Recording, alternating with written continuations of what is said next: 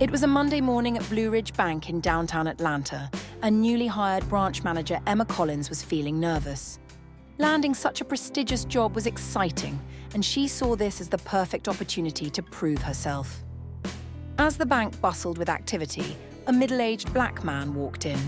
He was dressed simply in a button-up shirt and jeans. With a confident yet humble demeanor, he approached the teller. "Good morning," he said to Emma. "I'd like to make a rather large deposit into my account." Emma glanced him up and down, her eyebrows knitting together. "First, we'll need to verify your account," she said in a firm tone. "Of course," the man replied politely, handing over his account information. Emma looked at the screen, but she couldn't hide her confusion. Narrowing her eyes, she lowered her voice. "Are you sure these details are correct?" "Yes, they are," the man said calmly. "I'm also initiating a wire transfer. It'll be for $200 million. Emma froze on the spot.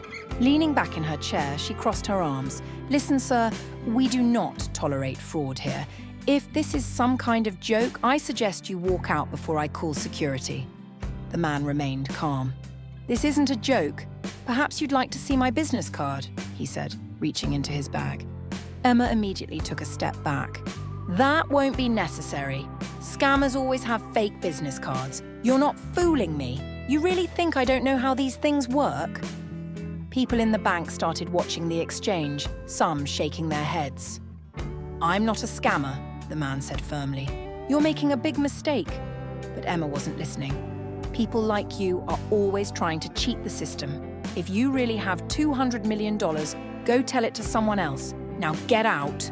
The atmosphere inside the bank instantly turned ice cold. Unnoticed by most, a tall, sharply dressed man had just walked in and was quietly observing the situation. Finally, he stepped forward, clearing his throat. "What's going on here?" he asked. Emma turned, her face flushed. "Mr. Richardson, this man claims he's depositing $200 million into his account. I was about to call security." Mr. Richardson raised an eyebrow. "And why exactly were you calling security?" "Because he's obviously lying. Just look at him," Emma blurted out. Mr. Richardson turned to the man, and for a split second, recognition flashed across his face. "Mr. Carter," he said warmly. "It's been a long time. Good to see you." "Richardson," Mr. Carter replied with a small smile. Emma blinked in disbelief. You know him?" she asked hesitantly. "Of course I do," Mr. Richardson said, turning to the stunned customers. "Ladies and gentlemen, meet Mr. Michael Carter, CEO of Carter Innovations and this bank's largest investor." Emma's face turned ghost white. But, she stammered, unable to form a coherent sentence. Mr. Richardson's tone hardened. "You've been working here for just 2 weeks, and this is how you treat our clients," Emma stammered. I didn't know." "Tell me, Emma, what exactly does a person with $200 million look like?" Emma had no response. Mr. Richardson let out a deep breath and addressed the entire bank.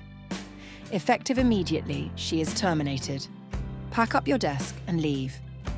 Tears welled up in Emma's eyes, but she knew she couldn't argue. Lowering her head in shame, she turned and walked out of the bank.